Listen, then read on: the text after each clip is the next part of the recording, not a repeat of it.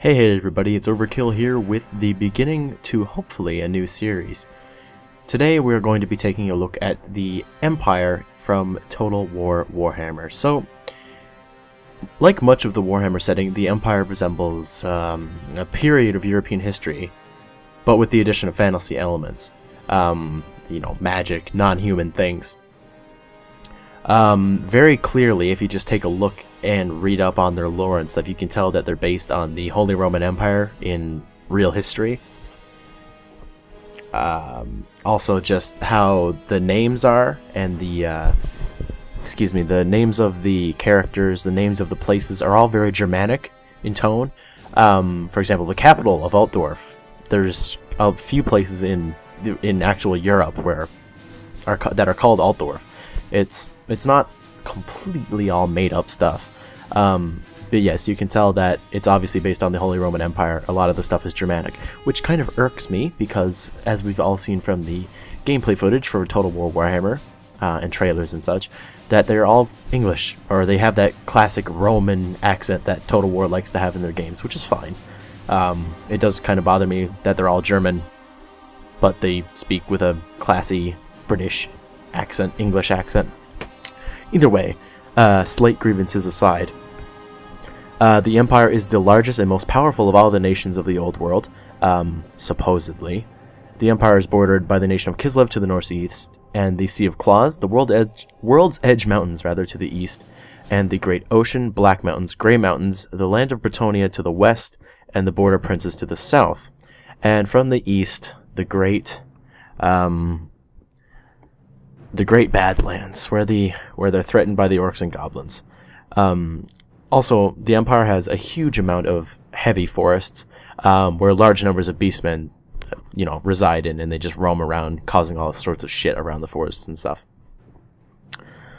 But yeah, don't worry, the next episode will be a bit more structured than this. But in this series, I want to take a look at the 5 factions for Total War Warhammer, and possibly, if you guys wish, take a look at the further, more expanded races that are going to be added in later, such as Bretonnia, Lizardmen, stuff like that. But basically, what I want to take a look at are sort of the characteristics, political structures, if there are any, religion, military type things, any alliances that they might have, and just overall like a general feel for their armies, and of course the legendary lords and other characters that we may come across. But anyway, we've already went over characteristics, of course, so let's go for political structure. The Empire is a grouping of 10 large provinces, which are, let's see, Averland, Wissenland, Hochland, Sturland, Middenland, Reichland, Nordland, Ostermark, and Ostland. Each of which is ruled by an elector count. Originally, there were 2 more provinces, Drackwald, rather, which are now owned. The lands are now owned by the Count of Middenland, or the elector counts of Middenland, and Solland, which is now controlled by Wissenland. There was a third as well. I don't know. Okay. Which was Westerland, there we go, which was originally the areas around Marienburg. Basically, Westerland has been turned into a wasteland, and Marienburg is all that's left, and Marienburg is a very important city. It is pretty much like the hub of trade in the Empire, so yeah, it makes sense that that's still there, but most of the other stuff has been destroyed. The provinces and their counts are derived from the 12 chieftains that followed Sigmar, who became the first emperor. Now, Sigmar is, oh boy, it's been pretty much like 2,500 years, I believe, since Sigmar was alive. And basically what he did was he saved the human race, essentially, in Warhammer from a huge orc invasion, which culminated at the first Battle of Blackfire Pass. He personally destroyed the orc war that was happening there, essentially, which has actually left like an instinct in orcs to kind of hate humans and fear Galmaraz, which is the legendary hammer that Sigmar owns, which was given to him by the name slips by me, but by a dwarf, basically.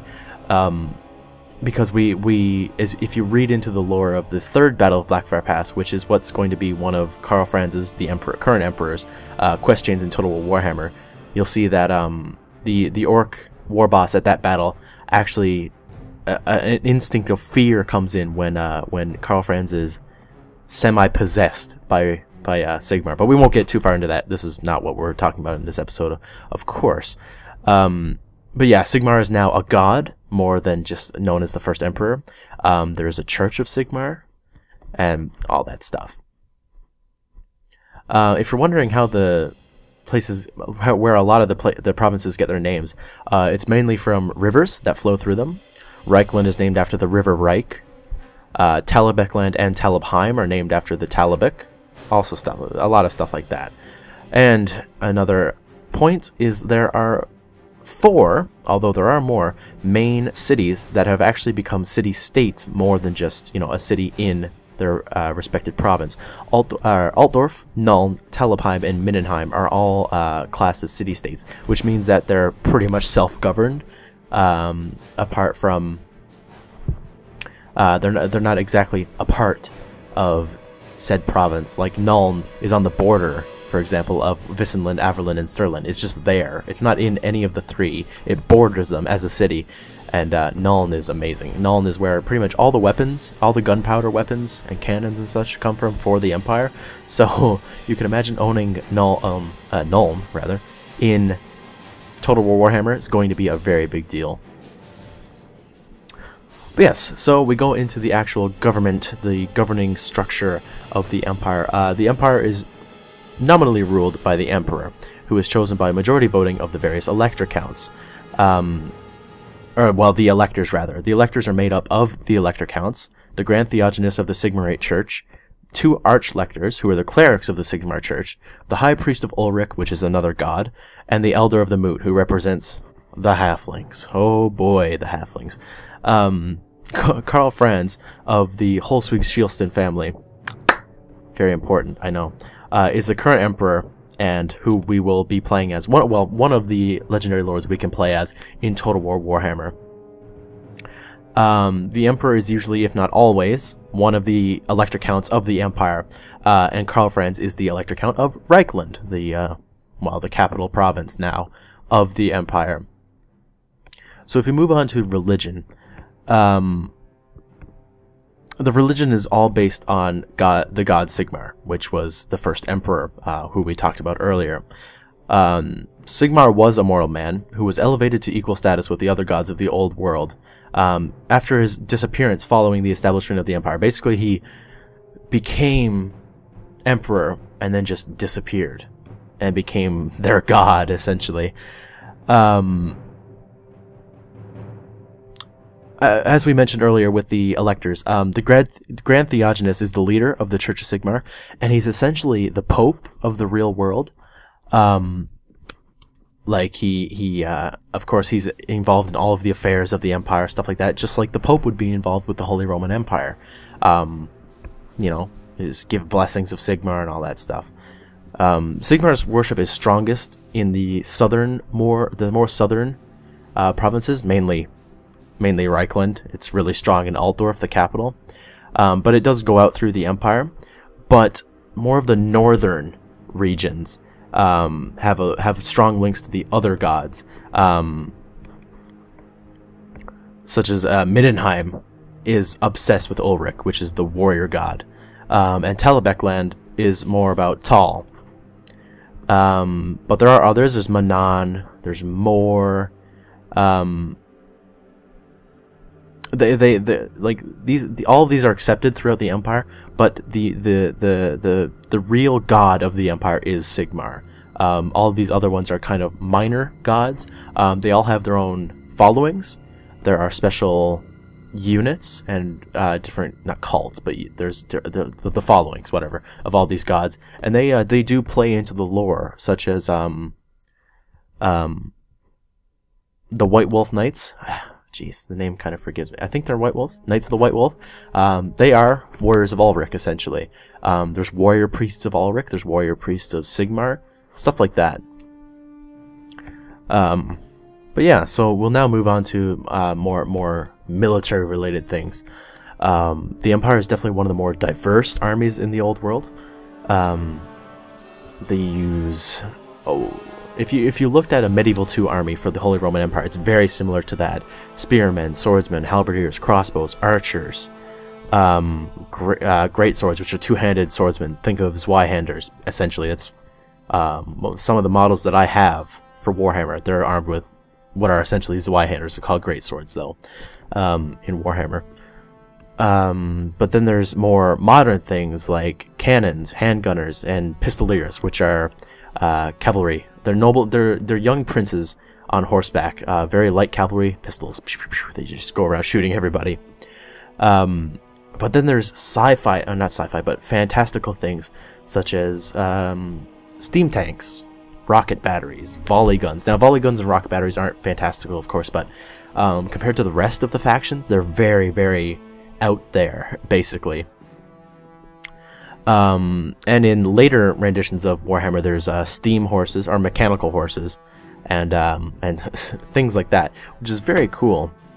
Another big thing about the Empire is they have excellent cavalry in the form of its knightly orders.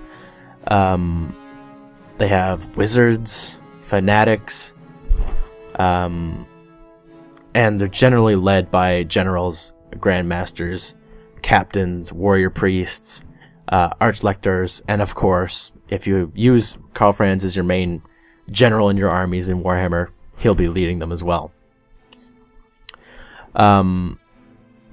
It's just comparable to the Holy Roman Empire, essentially, in the later times when they actually moved on to early cannons. Of course, these cannons are very, very modern, because they're more like, think about 30 Years' War type cannons, those really big, thick-wheeled, thick carriage, long, beautifully detailed cannons. That's essentially what they're like, mixed in with old Holy Roman Empire spears and halberds and stuff like that.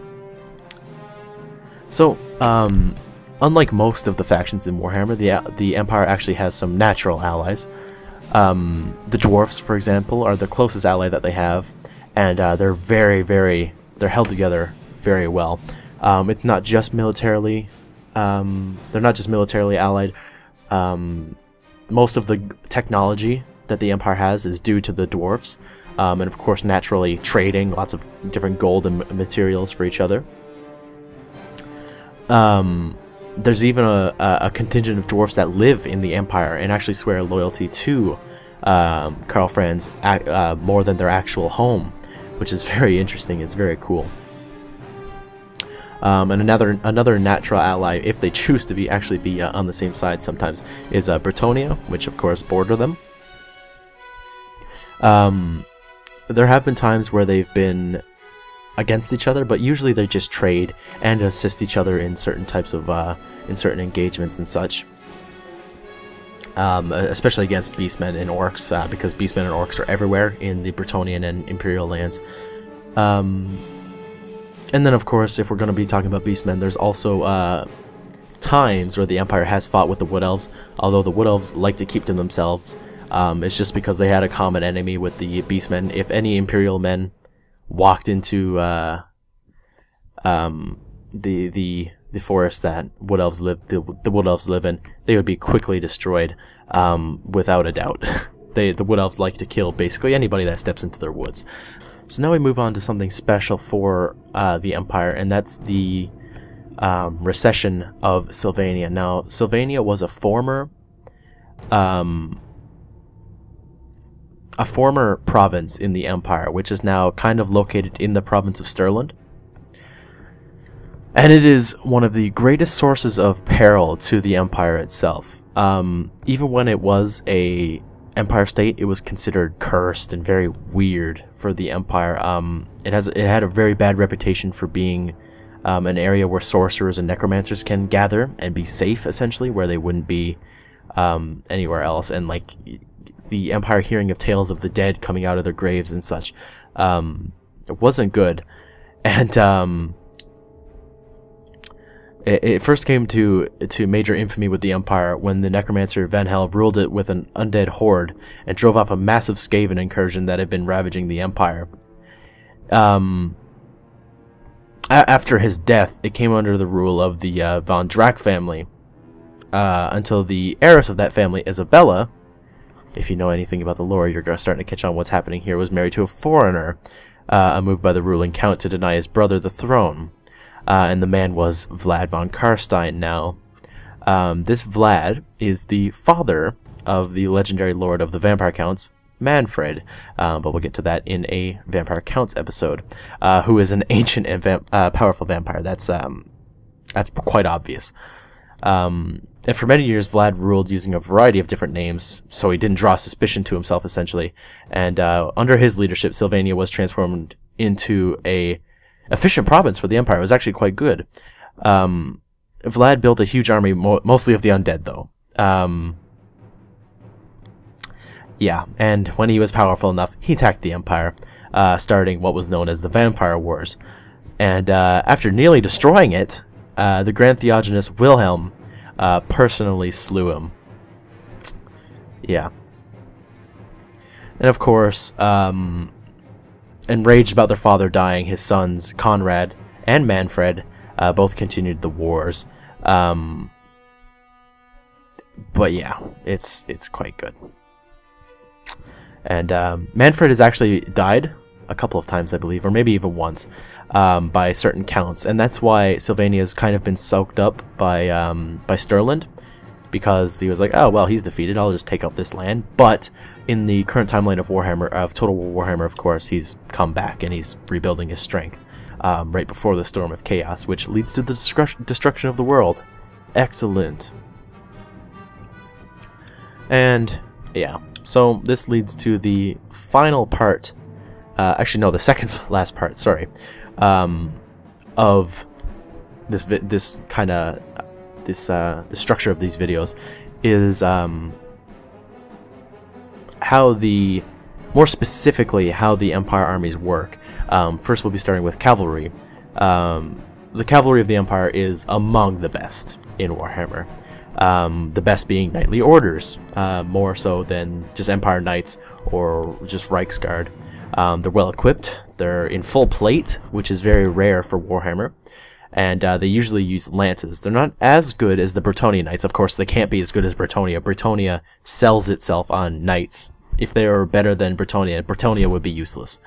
But it is better than pretty much everybody else, with maybe some of the High Elves cavalry being a little bit better, like the Dragon Princes and such.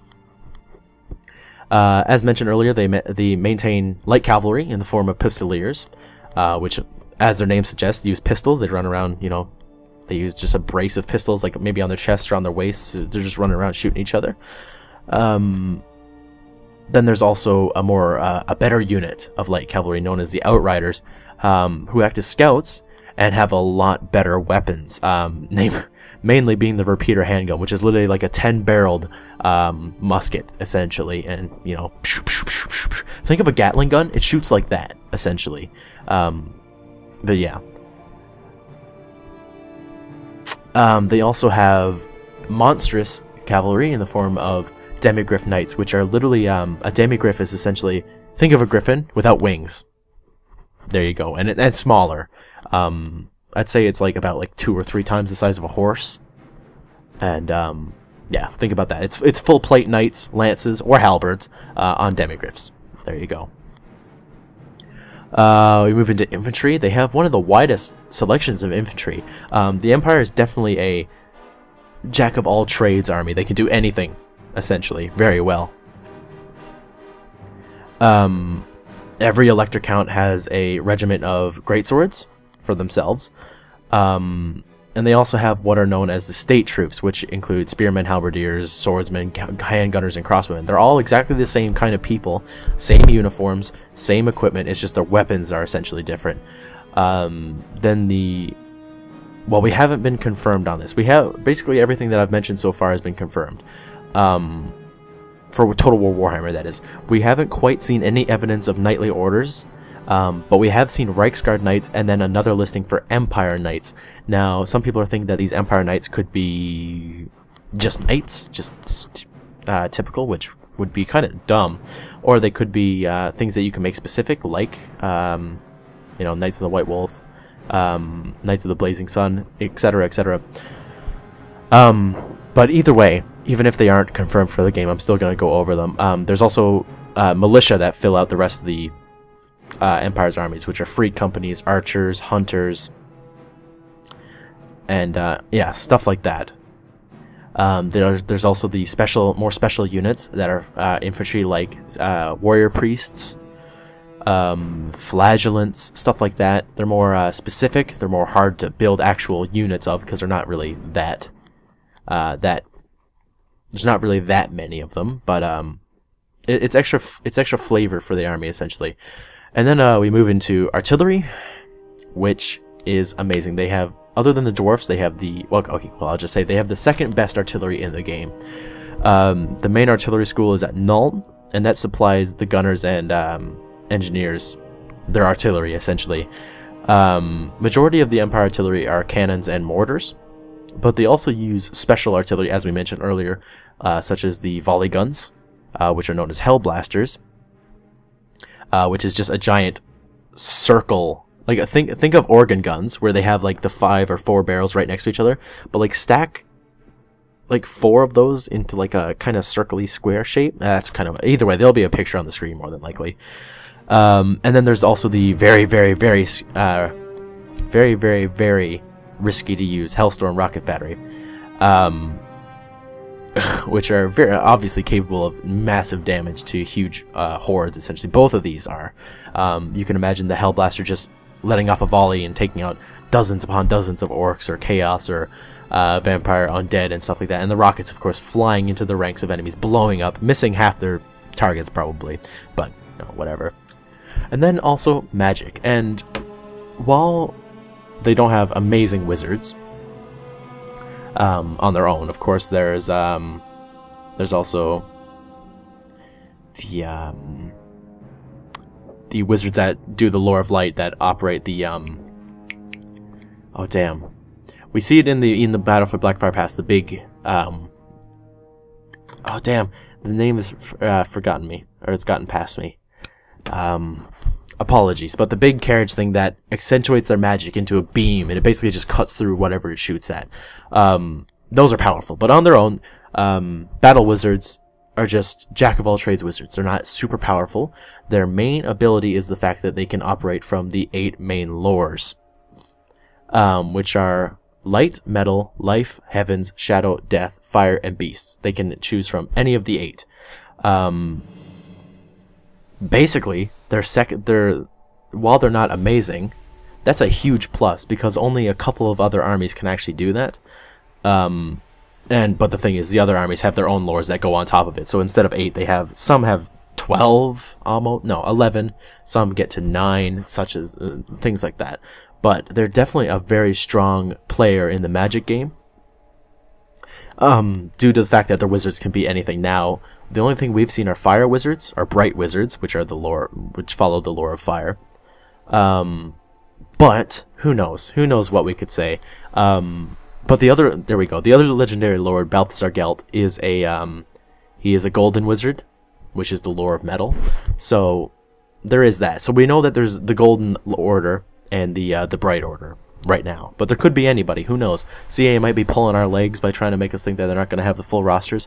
Who knows? But that is the Empire army in very brief detail. That's the thing. This series is going to be very brief. It's already probably long enough. I'm not quite sure how long I've been talking for, but it's going to be very brief compared to how much it could be. But now we're going to talk about some major characters for the Empire. Not all these characters are going to be playable. Right now we only know the legendary lords, which are Karl Franz and Balthasar Gelt, but there are a lot of people. Depending on the timeline of Total War Warhammer, we could have Marius Leitdorf, who is he was a former Elector Count of Averlin. He has died. He actually dies at the Battle of Blackfire Pass that the quest battle for Karl Franz is about. So I don't know if they're going to include him or not. We have people like Volkmar the Grim, which is the current Grand Theogenist. Stuff like that. It's all very important stuff. I'm not sure how they'll implement, or if they'll have Luther Huss as a character or a legendary lord. He is he's the prophet of Sigmar. So you would think he would be a pretty cool guy, but then obviously to top it off, there's Balthasar Gelt, which is the Supreme Patriarch of the Colleges of Magic. There we go. That's his full title. But yeah, I'm not quite sure how they'll get everything in like that. It will be interesting. Oh, another one. Kurt Helborg. Sorry, I almost forgot him. He would be another interesting lord, if not maybe a companion for Karl Franz, because he is the Reich Marshal of the Empire, which is basically like supreme general. Like he controls much of the armies. He is pretty much Karl's second-hand man, basically. If Karl has something that he wants done that he can't be bothered to do with himself, he sends Kurt. For example, I mentioned Marius Leitdorf. A few years, or a couple of months or years leading up to the third battle of Blackfire Pass, Marius is basically crazy. Let's just say that he's insane. He was causing some trouble, so you know, Karl Franz is like, I can't be bothered to go there, deal with him myself. Kurt, why don't you go, like, tell him off and get him to calm down? So he does. And this is actually where, you know, Karl hears of this orc wog that's going to happen at the battle at Blackfire Pass, because Marius is like, oh my God, orcs are coming, help me! I'm going crazy, and stuff like that. Either way, we're getting too far into specific things that we're not supposed to. But yeah, guys, that has been the very, very, very, very, very. Oh, there we go. The Luminarch of Heish.